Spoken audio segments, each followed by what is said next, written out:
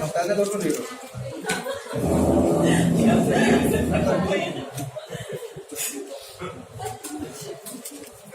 Bueno, sistema endocrino. Ya hablamos, iniciamos en realidad porque ya hablamos justamente del páncreas endocrino. Pero ahora vamos a hablar del sistema endocrino de forma general.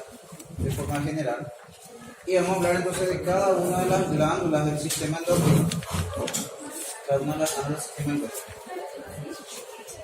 Bueno, ya habíamos mencionado entonces desde el semestre anterior cuando hablamos de glándulas, que las glándulas endocrinas entonces liberaban su producto, pero no utilizaban un sistema de conductos, lo que va a liberar entonces su producto hacia la circulación, y ese producto eran las hormonas.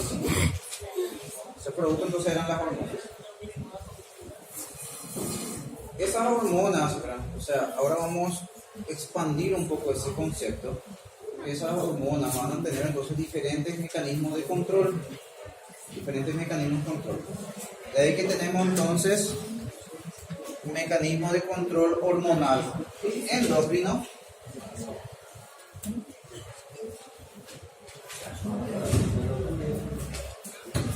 y el control endocrino consiste en que la célula va a liberar su hormona, la hormona va a pasar a la circulación desde el intersticio de la circulación, y esa hormona entonces puede actuar a largas distancias.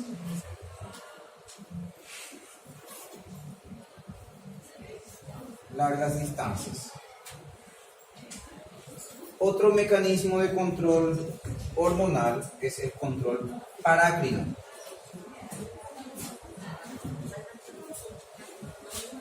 El control parácrino, en el cual la hormona no pasa a la circulación, sino que actúa sobre células adyacentes, células cercanas,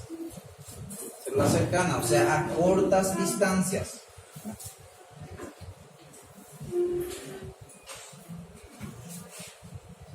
Y vamos a tener también el control hormonal autócrino,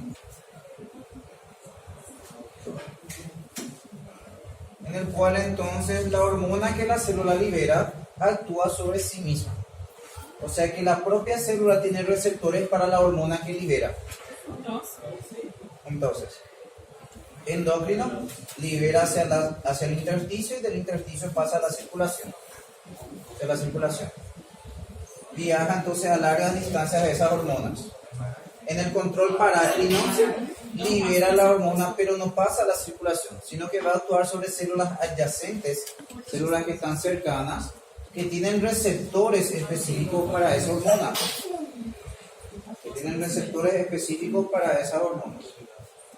De ahí que la célula diana está cercana. La célula diana o célula blanco viene a ser la célula que tiene el receptor específico para esa hormona.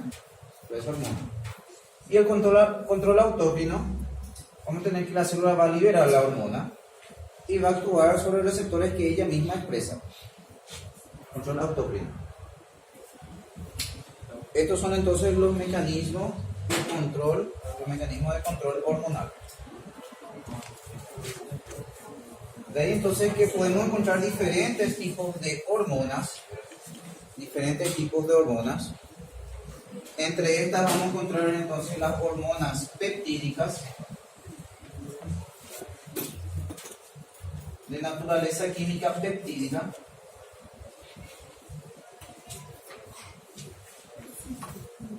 Entre estas hormonas peptídicas ya mencionamos justamente insulina, glucagón. Tenemos también la hormona de crecimiento, la hormona luteinizante, la folículo estimulante. Son ejemplos de hormonas peptídicas, o sea, tienen una naturaleza química peptídica. Tenemos los análogos de los aminoácidos y del ácido araquidónico.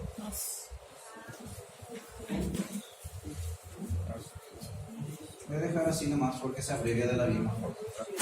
Análogos de los aminoácidos y del ácido araquidónico. Entre estos análogos de los aminoácidos y del ácido araquidónico tenemos entonces las catecolaminas. Entre ellas vamos a encontrar catecolaminas que son liberadas por la médula suprarrenal. que tenemos entonces la noradrenalina y la adrenalina, adrenalina y noradrenalina. Las prostaciclinas también son otros análogos de los aminoácidos y ácidos arquidónicos. Las prostaglandinas también. Entonces son tipos de hormonas, ¿verdad? Son tipos de hormonas y que tienen una naturaleza química en realidad bastante parecida a las peptídicas, porque también poseen aminoácidos o derivados de los aminoácidos. De ahí que tanto las hormonas peptídicas como los análogos de los aminoácidos van a actuar entonces sobre receptores celulares que se ubican en la membrana celular. Receptores que se ubican a nivel de la membrana celular. Entonces, una vez que actúa sobre el receptor, este receptor puede estar asociado a una proteína G que va a liberar entonces un segundo mensajero para que cumpla entonces sus funciones, que puede ser entonces transcripción de proteínas, replicación de ADN, síntesis de proteínas, síntesis de enzimas, o sea, diferentes funciones puede desempeñar, dependiendo entonces de la hormona y su estímulo. Vamos a tener otro tipo de hormonas también, que son las hormonas esteroideas. Acá ya tenemos que cambia la naturaleza química, porque las hormonas esteroideas son sintetizadas principalmente a nivel del retículo endoplasmático liso, ¿verdad? Y derivan entonces derivan de lípidos, como el colesterol. De ahí que justamente, ¿verdad?, vamos a encontrar entre estos tipos de hormonas encontramos entonces las hormonas gonadales. Aquí vamos a tener, por ejemplo, la testosterona, la progesterona, hormonas gonadales, liberadas tanto por el testículo, y los ovarios. Vamos a tener también las hormonas que son liberadas por la corteza suprarrenal, y entre ellas vamos a tener la aldosterona, ¿verdad? Vamos a encontrar glucocorticoides como el cortisol y la cortisona. Entonces son hormonas esteroideas, tienen una naturaleza química lipídica porque se forman a partir entonces del colesterol y otros lípidos.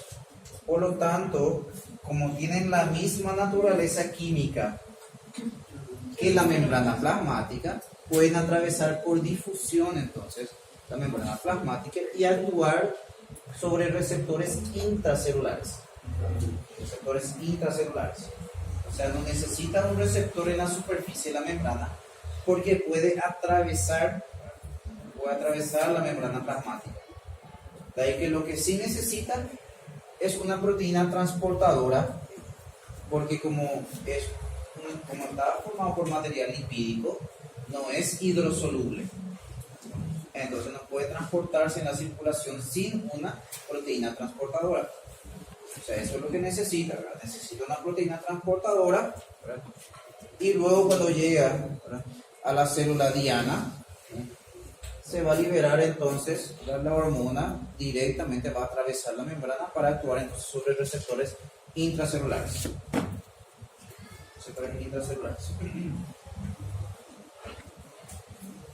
¿Hasta acá todo bien? Tipos de hormonas, sus ejemplos y los receptores sobre los cuales van actuando. Ahora tenemos que comentar brevemente sobre la regulación de la secreción hormonal.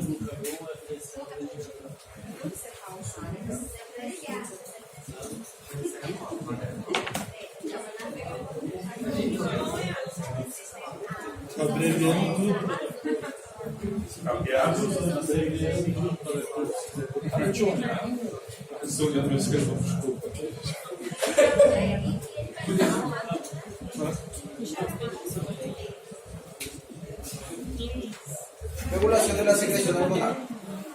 Acá vamos a encontrar entonces cómo va regulando. Vamos a tener entonces varios mecanismos de regulación de la secreción. O sea, de qué depende para que se libere más una hormona, ¿verdad?, o o para que se disminuya la síntesis y liberación de una hormona. ¿Verdad? ¿Cómo se regula eso? Y tenemos entonces mecanismos de retrocontrol para la regulación.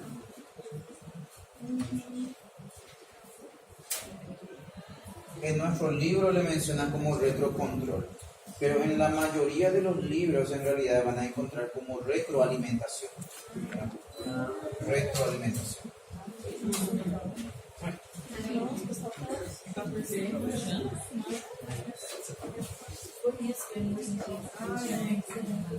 Retroalimentación, ¿verdad?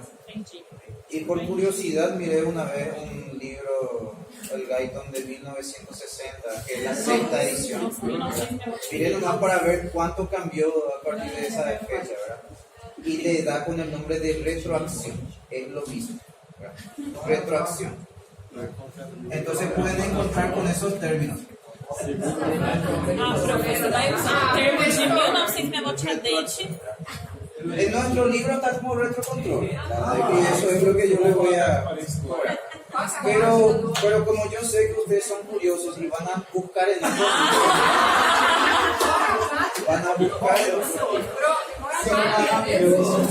como yo sé que ustedes son muy curiosos y no es suficiente para ustedes la clase y el libro, tienen que buscar más. Entonces pueden encontrar, para que no se confundan cuando lean nuestros libros, con estos términos también. Déjenme soñar. Yo espero mucho de ustedes.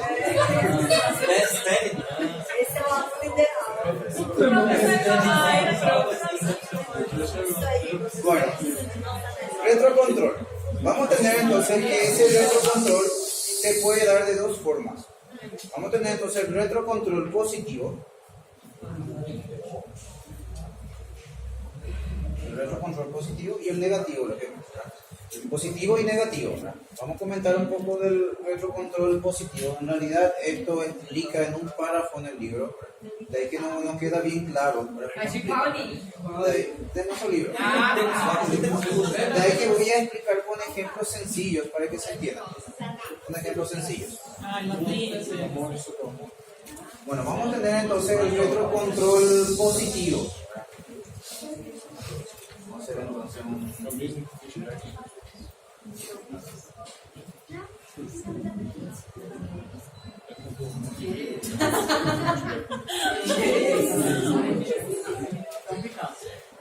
Glándula mamaria.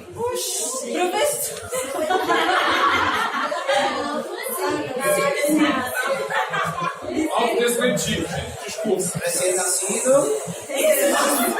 aclarando. Es un recién nacido que va a mamar. Muy válida la aclaración. Va a mamar entonces. Entonces en el retrocontrol positivo vamos a tener que el aumento del estímulo va a generar un aumento de la respuesta. En este caso entonces, un aumento de la succión va a producir entonces a nivel de la hipófisis un aumento de la liberación de oxitocina. Y un aumento de la liberación entonces de oxitocina va a actuar sobre células mioepiteliales que vamos a encontrar rodeando los alvéolos mamarios, produciendo entonces contracción de esas células mioepiteliales, lo que va a comprimir los alvéolos mamarios y va a liberar entonces la leche materna, o sea, va a aumentar la eyección láctea, o sea, la salida de la leche materna.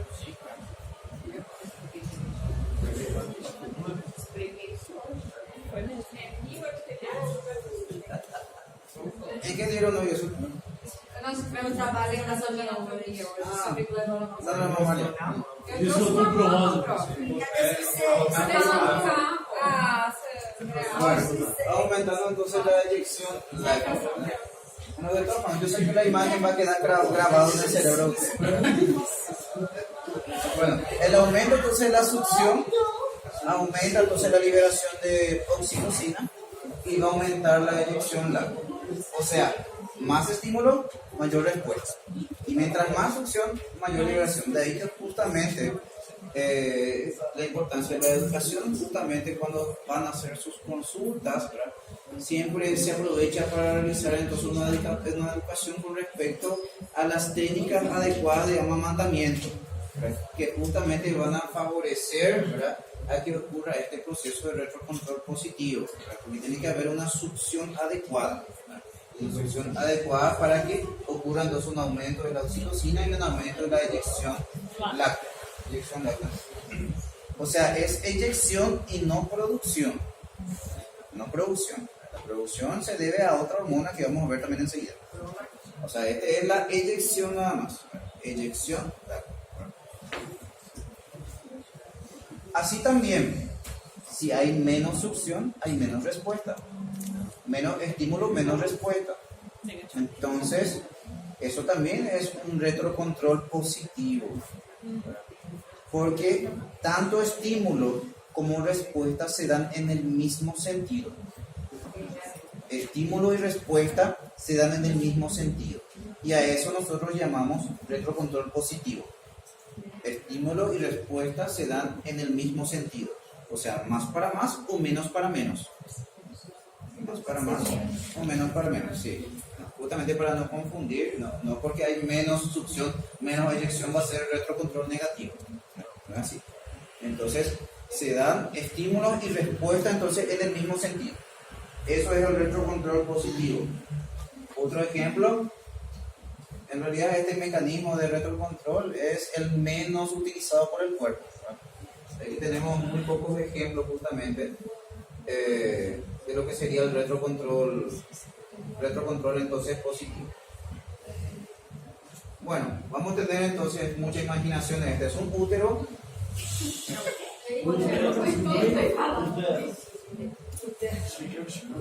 Esse é outro exemplo positivo?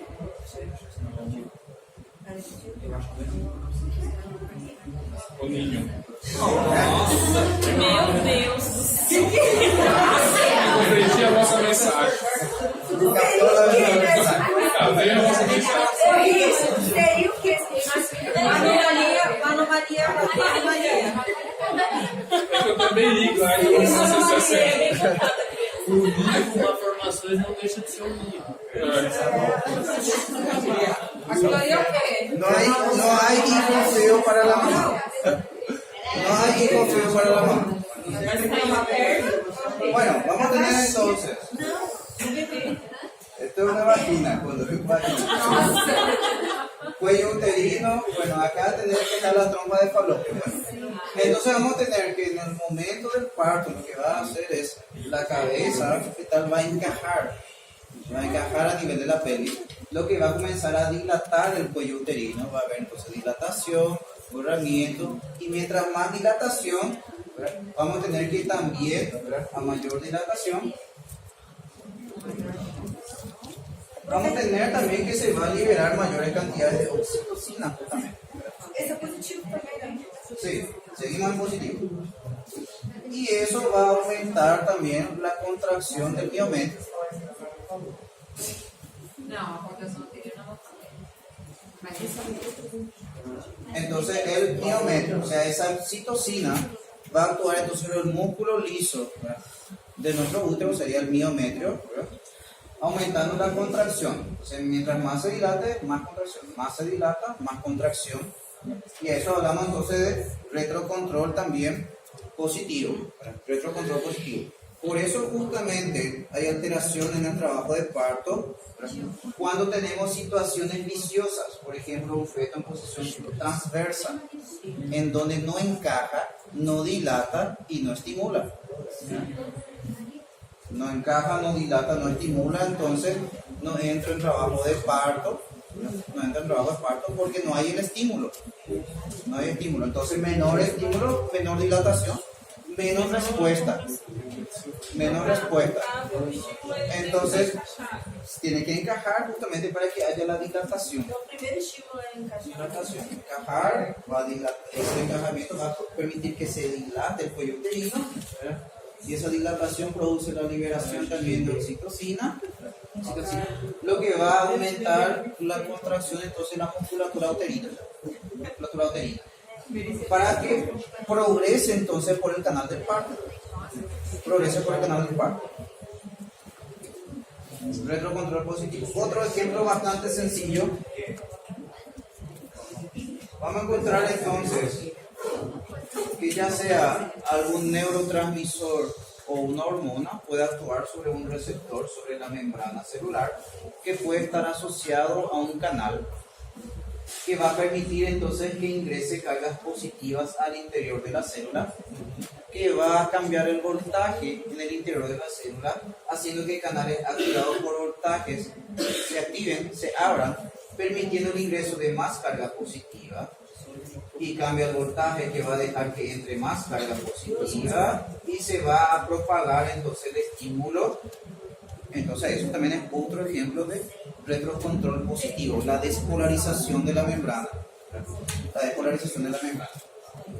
Ahora, este mecanismo de retrocontrol positivo en realidad es el menos utilizado por el cuerpo. O sea, es que muy limitados ejemplos nada más tenemos. Por el hecho de que en muchas reacciones en realidad esto sería nocivo.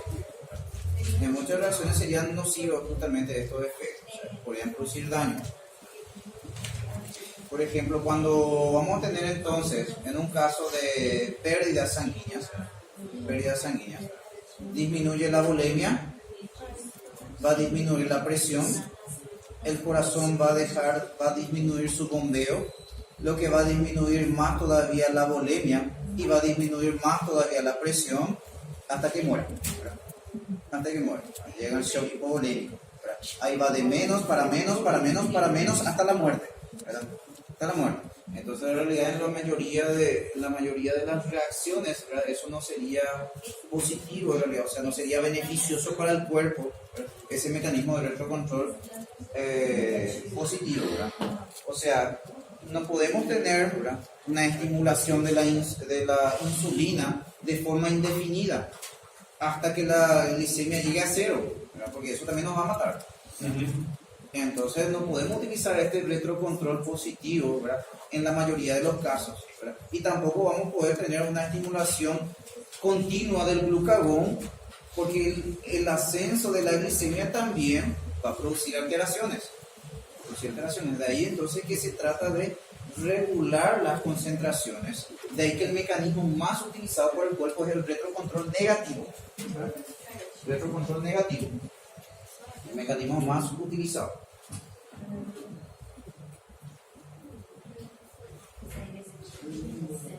En el retrocontrol negativo,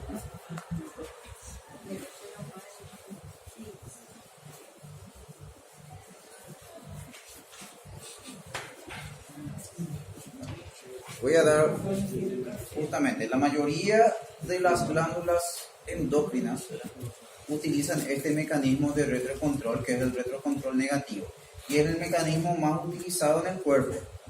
El mecanismo de retrocontrol negativo. Voy a dar un ejemplo sencillo. El hipotálamo, a nivel del sistema nervioso central.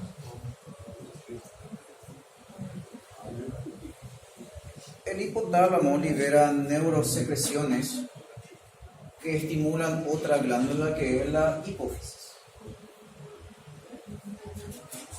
La hipófisis, que está en la silla turca.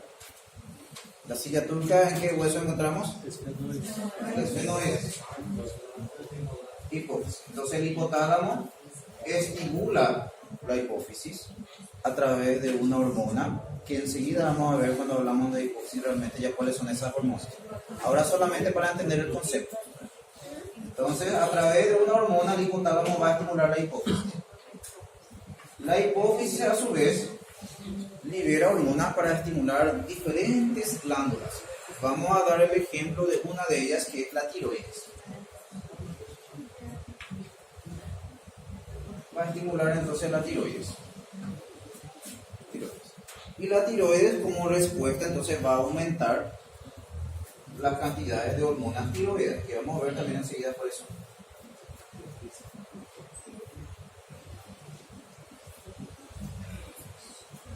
va a aumentar entonces las concentraciones de hormonas tiroides.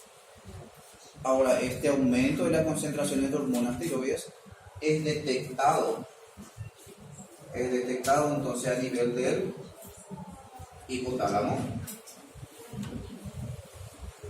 que lo que va a hacer como respuesta es disminuir la estimulación sobre la hipófisis. Y la hipófisis como respuesta va a disminuir el estímulo sobre la tiroides. Y la tiroides como respuesta va a disminuir justamente las concentraciones de hormonas tiroides.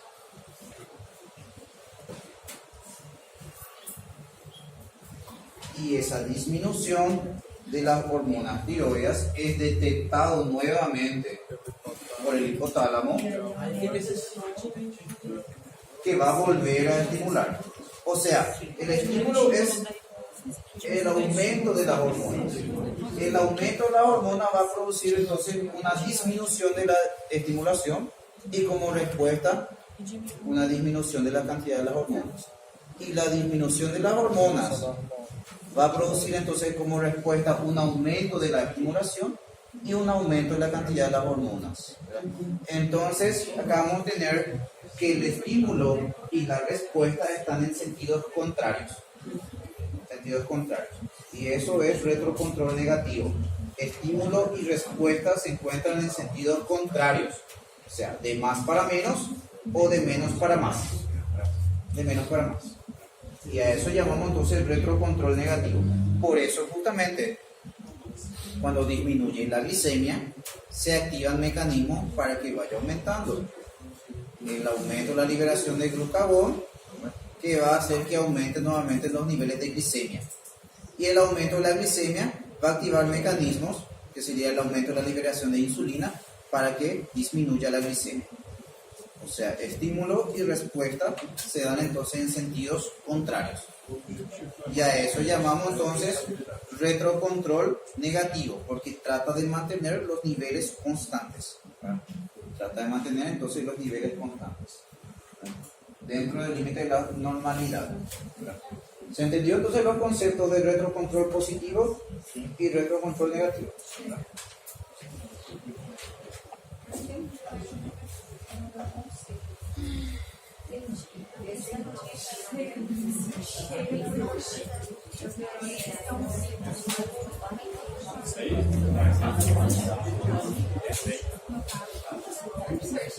Bueno, ahora tenemos que hablar entonces de todas las hormonas, de todas las plantas.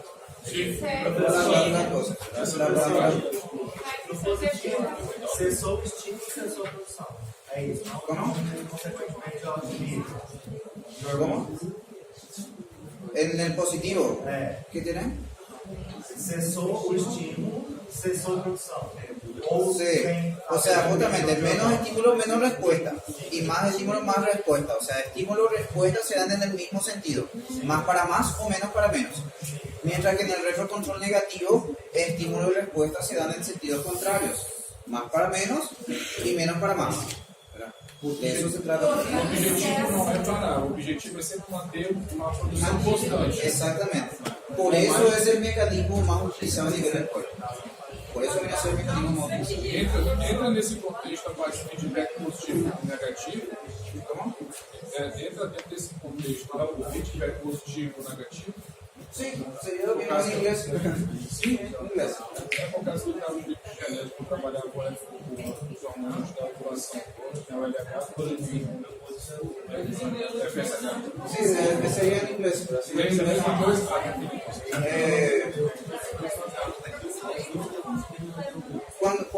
Cuando lean justamente este concepto, en realidad, justamente cuando hablamos de retrocontrol es más sencillo porque en realidad lo que trata es de cambiar el concepto con respecto a retroalimentación, ¿verdad? Que es el término más utilizado en la mayoría de los libros de retroalimentación. Es que justamente la retroalimentación también es aplicado en otras ciencias, ¿verdad? Y entre ellas la educación, ¿verdad? Y pues justamente lo primero que van a encontrar cuando buscan es en ese ámbito. Es que cuando van a buscar esto de retroalimentación positiva tienen que especificar bien que es para las ciencias biológicas, ¿verdad?